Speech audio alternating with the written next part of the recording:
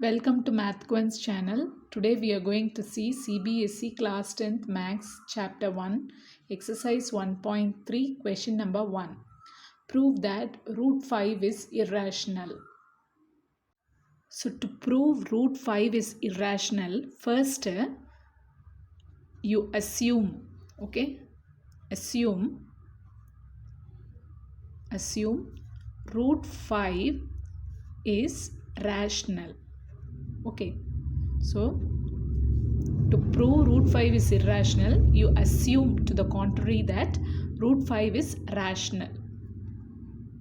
So next step is, if root 5 is rational, we can able to write root 5, okay, is equal to a by b, where a and b are some integers, okay, and but b not equal to 0.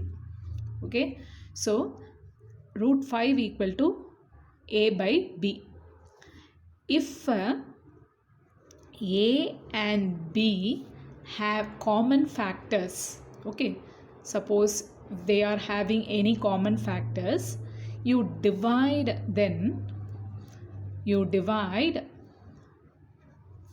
by the common factor, okay, common factor, and assume a and b are co-primes or prime numbers, okay, co-prime.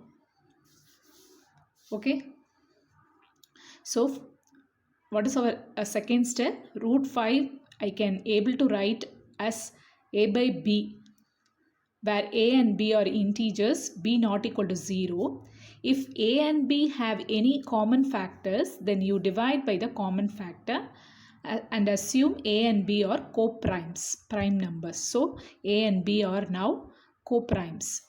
Then third step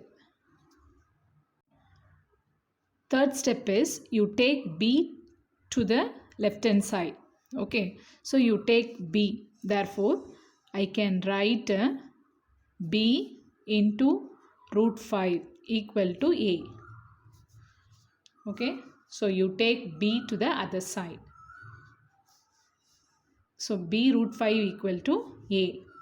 Then fourth step is squaring on both sides. Squaring on both sides. If I square, I will get b square. If I square root 5, then I will get 5. Here I will get a square. So 5b square equal to a square I will get. Keep this as equation number 1.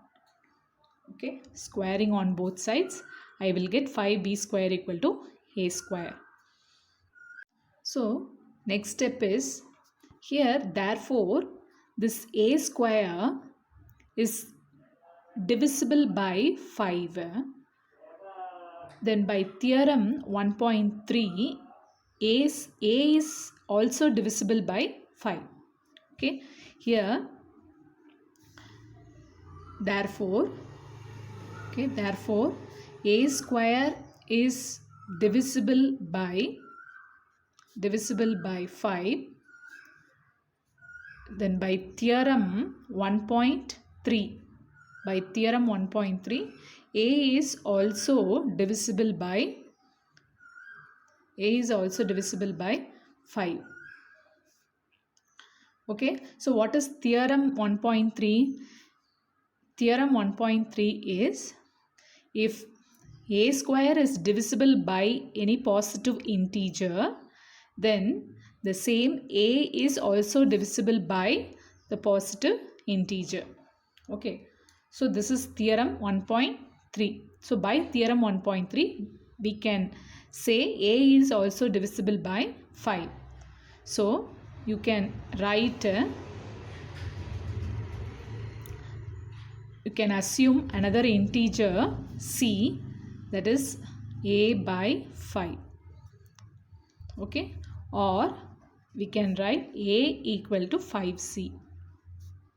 So you keep this as equation 2. Then substitute a equal to 5c in equation 1.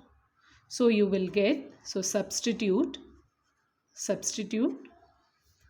a equal to 5c in equation 1. So if you substitute, then you will get 5b square equal to 25c square, or b square equal to 5c square.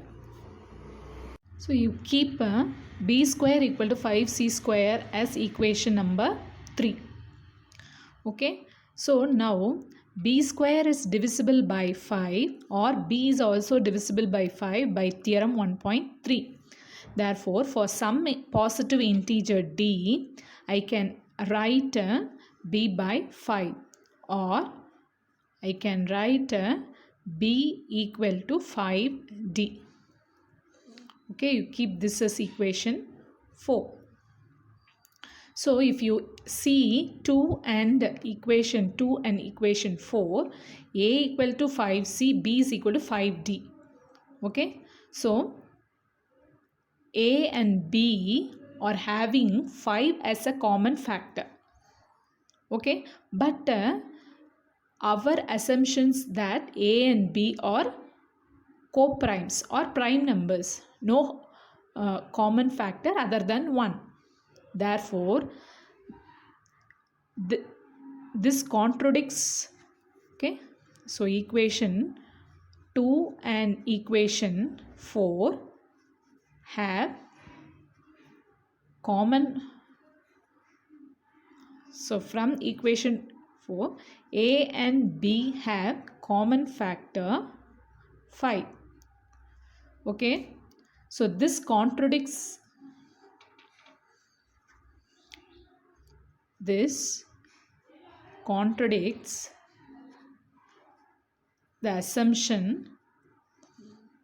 assumption that a and b are co-primes. Okay, co-primes.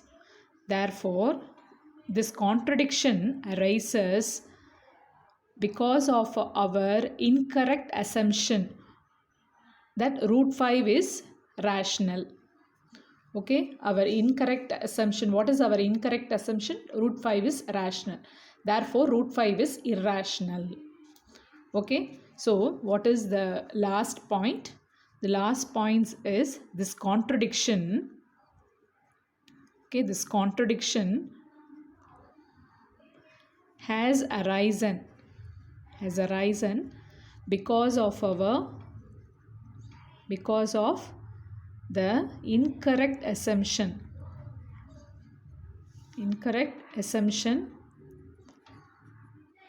that root 5 is rational. So hence we prove that root 5 is irrational. So this is the proof.